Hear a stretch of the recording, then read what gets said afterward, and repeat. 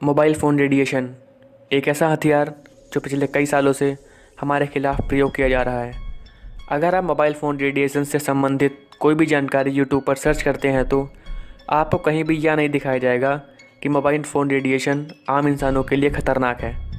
कई बड़े यूट्यूबर्स जिन्होंने मोबाइल फ़ोन रेडिएशन के बारे में बताया है, उन्होंने इस बात को कितनी आसानी से साबित कर दिया कि मोबाइल फ़ोन रेडिएशन में इतनी एनर्जी ही नहीं होती है जिससे आम इंसानों को नुकसान पहुंच सके।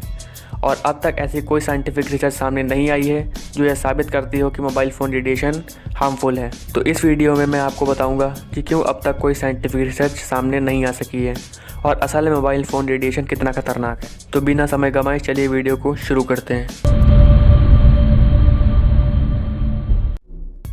बात है 1995 की। प्रोफेसर हेनरी लाई, जो कि यूनिवर्सिटी ऑफ वाशिंगटन के साइंटिस्ट थे, वो नॉन आयोनाइजिंग रेडिएशन पर स्टडी कर रहे थे। उन्होंने रैट्स पर उतनी ही अमाउंट में नॉन आयोनाइजिंग रेडिएशन का टेस्ट किया जितनी अमाउंट में हमारी सरकार रेडिएशन को सेफ बताती है। इसका रिजल्ट ये निकला कि जिन चूहों पर टेस्ट किया गया था उनके ब्रेन के सेल्स के डीएनए में बहुत ज़्यादा नुकसान पहुंचा।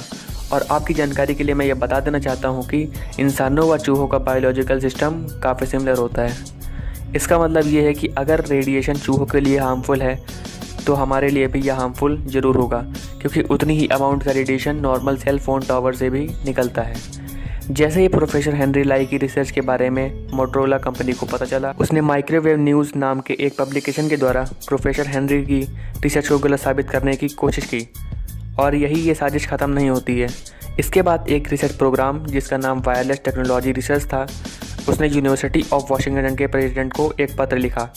इस लेटर में प्रोफेसर हेनरी और उनके रिसर्च पार्टनर नरेंद्र प्रताप सिंह को जॉब से निकालने की बात कही गई और यह भी धमकी दी गई कि अगर आपने ऐसा नहीं किया तो हम आपके 25 मिलियन की रिसर्च फंडिंग बंद कर देंगे। लेकिन इसके बाद भी वाशिंगटन के प्रेसिडेंट ने प्रोफेसर हेनरी लाई को जॉब से निकालने से मना कर दिया।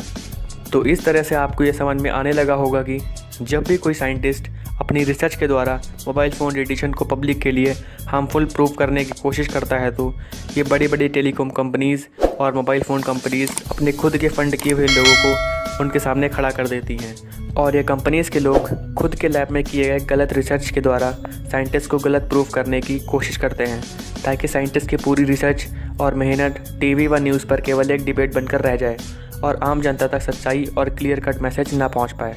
ये बड़ी बड़ी कंपनीज़ और कॉरपोरेट्स मीडिया वालों को फंड करके गलत गलत खबरें फैलाते हैं, जिससे आम जनता का नुकसान हो और कंपनीज़ का फ़ायदा।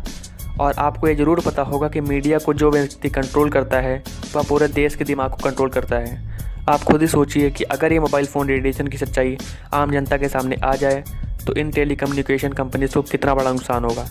2019 के मार्केट रिसर्च की माने तो ग्लोबल टेलीकम्युनिकेशन मार्केट की वैल्यू $2.4 ट्रिलियन हो गई है और अब 2021 में यह मार्केट $3 ट्रिलियन को क्रॉस कर गई होगी।